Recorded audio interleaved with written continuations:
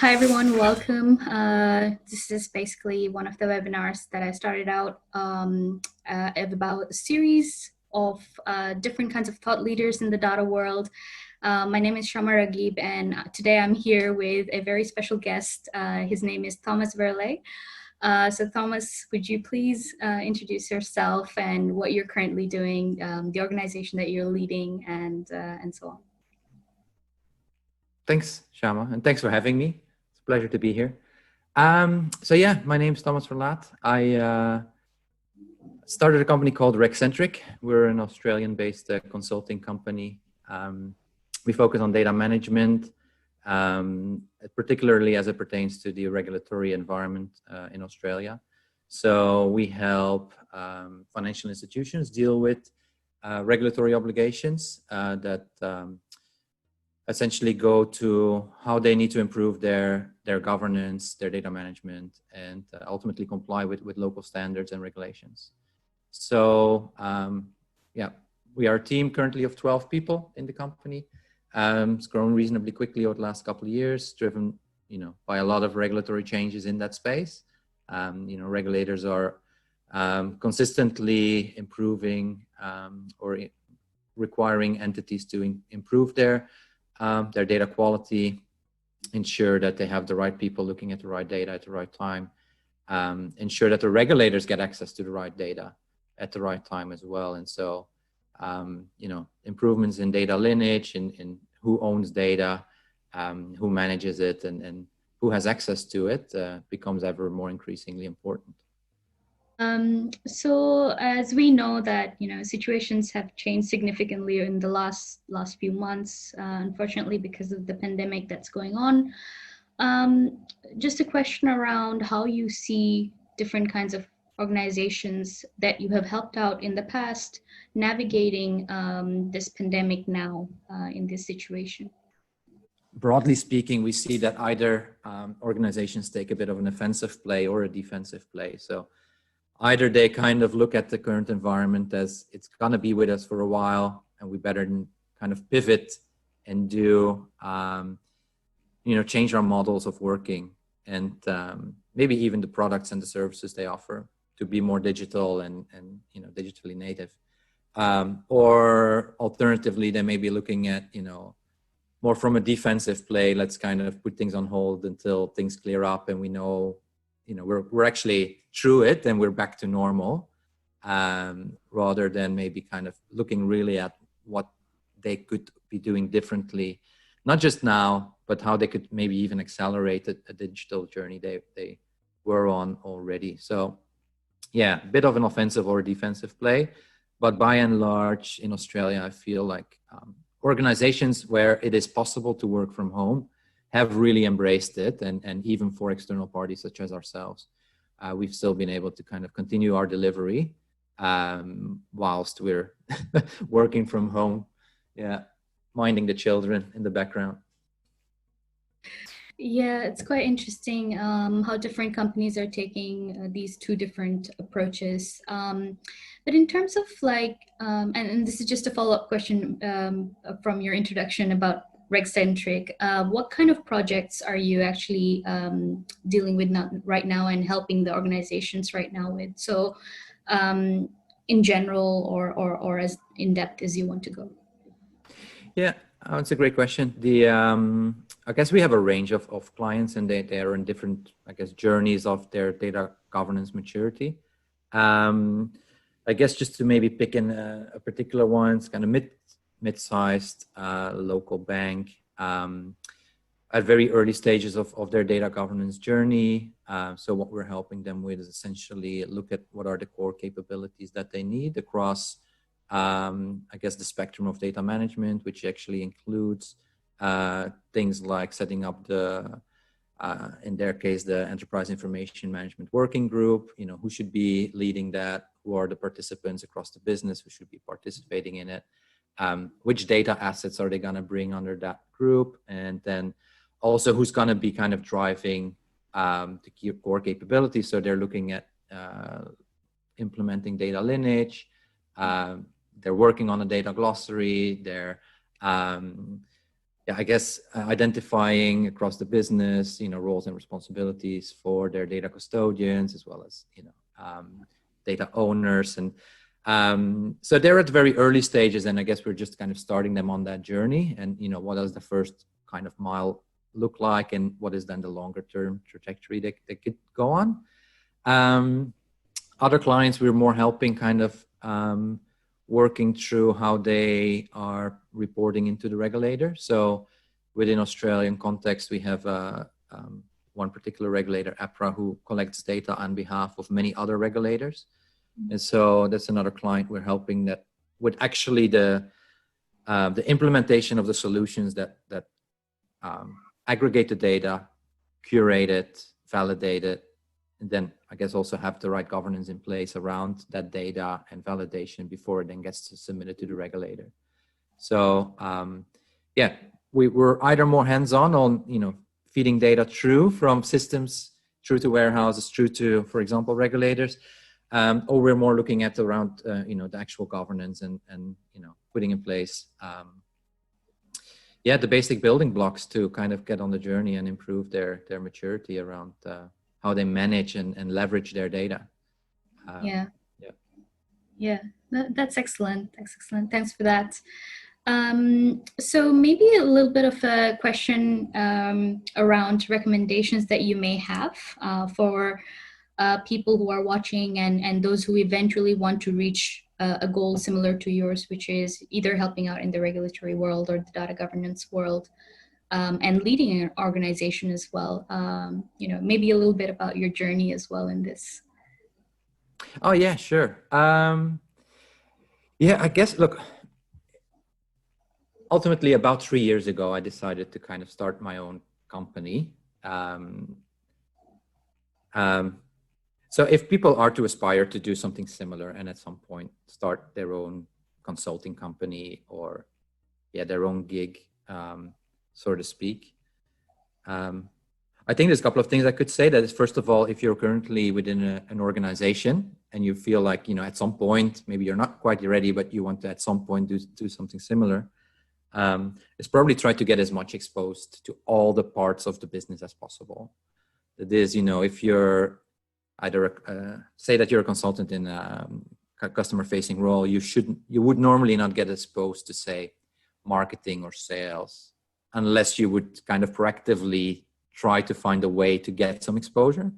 And so I was lucky enough to be in a company before starting my own, where over a journey of about 10 years, I did very many different roles. And one of which was to actually help grow that company into the Australian market. So we kind of had to do a lot of things because, we entered into a market they hadn't covered off before.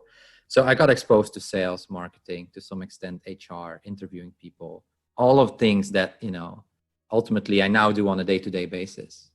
And I feel like I've been able to kind of pick up a lot of skills in the journey of being employed by a company that are very handy now. And I would have probably not necessarily had them if I would have stayed purely in the kind of consulting implementation role. So that's probably one area I would make recommendation to try to just, get exposed. Put your hand up when people are asked, we're doing a webinar, who wants to speak? Put your hand up and just do it. We're running an event and we need, someone to do a presentation. Just, don't be shy and get out of your comfort zone and just try something new and, get exposed to different aspects of the business, which will help your business currently, but it then kind of sets you up for success down the track as well. The next question that I have is, a lot of different companies and individuals have taken some initiatives for either their customers or their network to help out in whatever way they can to navigate during this pandemic. From a RegCentric perspective, I would like to know, for example, whether you have had some initiatives like that as well. Yeah. I guess the first thing we did when when we started to work from home and I guess the economy basically got shut down in Australia is to put up a lot of webinars. So we're organizing webinars on anything that I guess touches on our key audience, which is, you know, what are the changes in regulation? What are regulators requiring our clients to do? Because that has kind of been coming. I guess a lot of changes have been announced by various regulators in Australia. So different forums through which they've been announcing these changes in regulations as well. So we've tried to make sense of them over a number of webinars, talking through what are the new changes in terms of data collections they need to submit to regulators, what are the pieces of regulations that were in flight that actually have been paused, and there's quite a few of those as well. So as regulators kind of try to balance, you know, the need for stability with the need for entities essentially to go on and lend to their customers and to the economy. There's been both a combination of introduction of new things, new requirements, new reporting, new expectations, at the same time a loosening in other areas. And so it's been quite a difficult journey for people, you know, working from home, not necessarily, you know, having that constant interaction with regulators or with their teams to make sense of it all. So that's one of the aspects that we've been putting webinars up, and they're also available on our website for anybody who's interested. That's www.regcentric.com. And I guess secondly, what we're started doing is still early days, but we're joining a tech sprint. So we thought it would be actually good for our internal team as well to have the challenge to kind of think about innovation. And in our particular tech sprint, it's about how we could potentially codify regulation instead of having, I guess, documents being issued in PDFs. How could we turn that into a codified machine readable and machine executable piece of code? And so we've had some initial kind of brainstorms, and we've basically put some proposals together and joining hopefully a tech sprint in the near future to in a way whatever we put together is all open source and will be an open platform. So it's something that ultimately will give back to the community if we are successful in pitching the product or the prospective product to the judges of the tech sprint.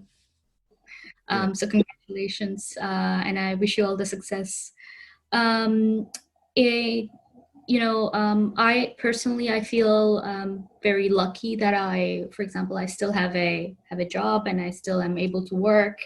Unfortunately, not a lot of people, were as lucky, and quite a few were affected.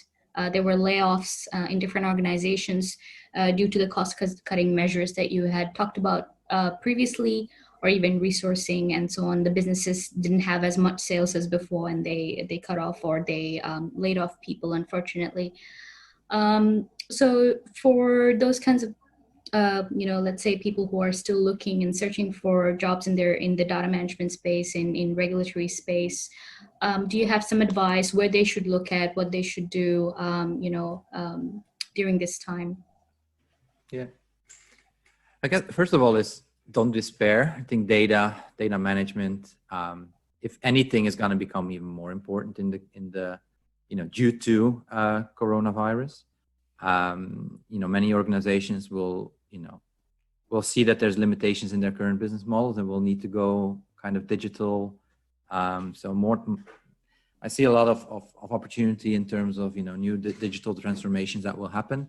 And as we know, data is always a critical component of that. And access to high quality data, putting the right governance in place, and having the right tools to manage that data going forward is critical. So I think there's actually any kind of, downturn for data management professionals will be kind of short-lived. And so first of all, hang in there. Secondly, I mean, if you are between jobs, try to make, the most of it as you can. And I guess goes in various directions. You try to hone your skills. If you've always worked with Python, maybe try and learn other languages, because your next job may require knowing of different coding languages or different solutions. I know there's a lot of content out there, much of which is actually free. So I know vendors as well. They have universities where they put up a lot of content, which talks to all aspects of data management. So I would definitely encourage people to kind of go on the journey of self-study and find free resources. EDX, another platform, puts up a lot of data management related content. And I guess there's an opportunity to kind of really think of where are you in the journey and what do you want to do. And I know that when I decided to go and move out of a company and then start my own journey, I also took a bit of a break between, just to kind of find headspace and think about what it is that I want to do going forward and what is it that I want to do with this business. So I guess that there's a silver lining in not having or being between jobs, is to have that headspace and to kind of make sure that you are on the right track with your career and that you're doing what you love doing, and that it's there's many aspects of our industry, and maybe you've kind of gone down a path that you're not 100% happy with and you're not really feeling it, but you know that you love data, and maybe there's other ways to get more excited. And I think that now is the right time to kind of think about what it is you want to do, and then just set yourself up to success. I have seen quite a few of my friends, trying to do certifications in the data management space, or even vendor certifications in the meantime. So, totally agree with you as well. But just for those who are watching, just want to repeat the RegCentric site as well. So it's RegCentric, RegCentric.com. Yes, if you have any questions for Thomas, please send me a message and I'll relay that back to him. To kind of understand from your perspective, what kind of trends you are seeing in the regulatory space or data governance space at this moment, because it's becoming quite crucial for even program managers and program leaders to understand these trends and prepare for it.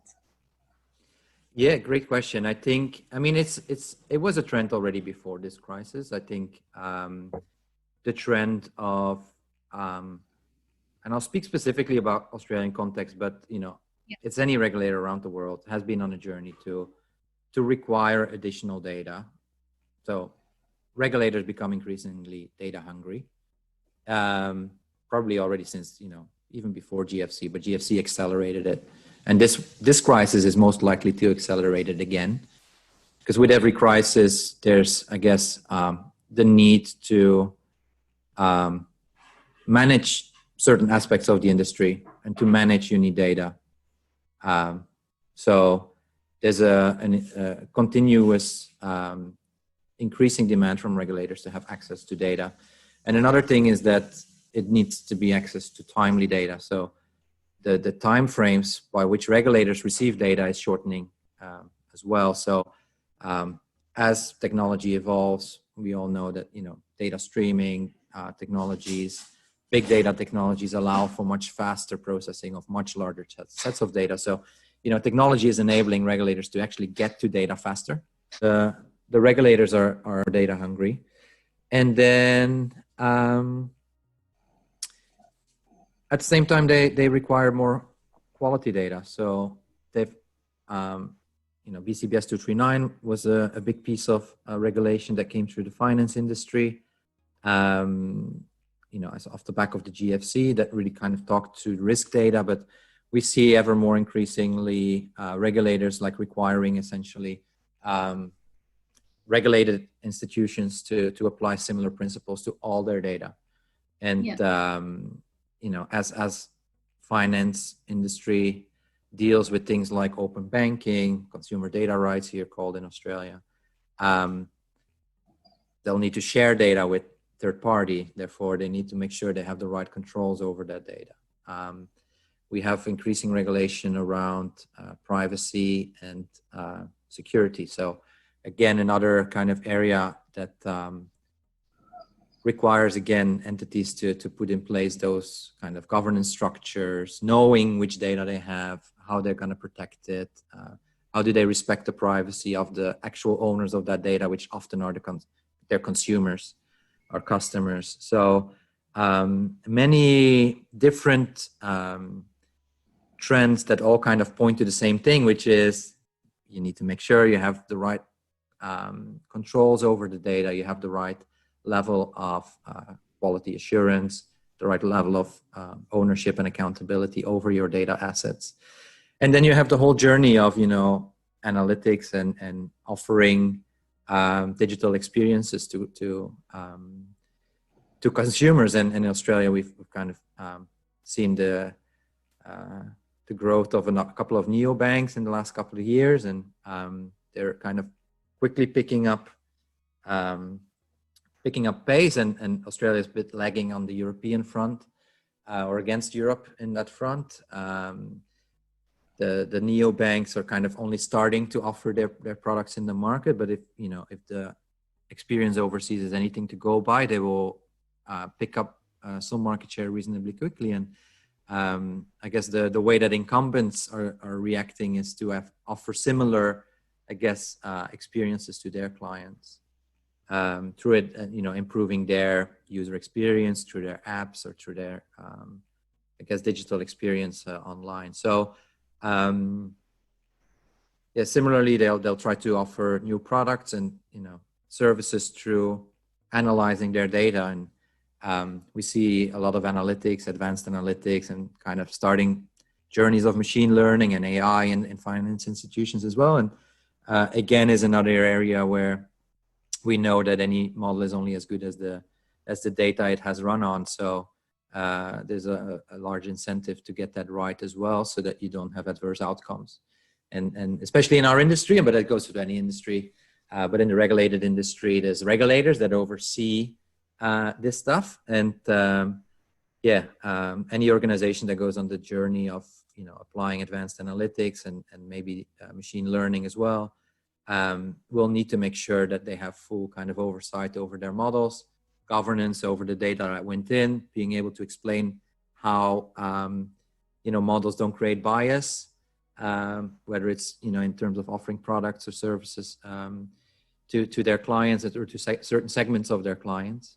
There's a lot of forces at play, both kind of internally and externally for our clients, and all come to that improving their maturity across the various aspects of data management. So I'm quite excited actually about the future. I think COVID, as much as it is a short-term,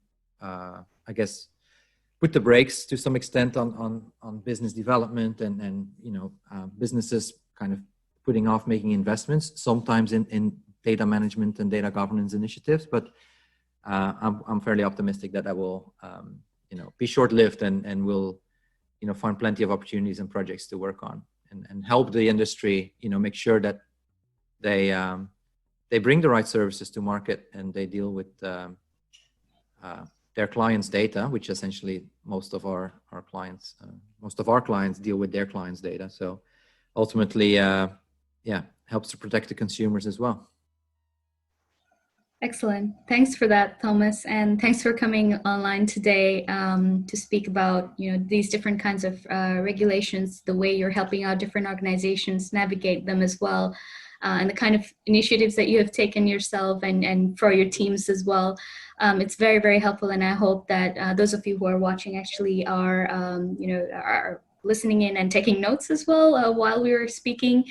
So hopefully, what we will do in the next few weeks is have a series of different kinds of thought leaders in the industry from whom you can actually learn and navigate during these tough times as well. And if you have any questions, please feel free to reach out to me in the DataTechTalk sections or directly message me on LinkedIn. Thank you so much, Thomas. It was a pleasure to have you. My pleasure. Thank you.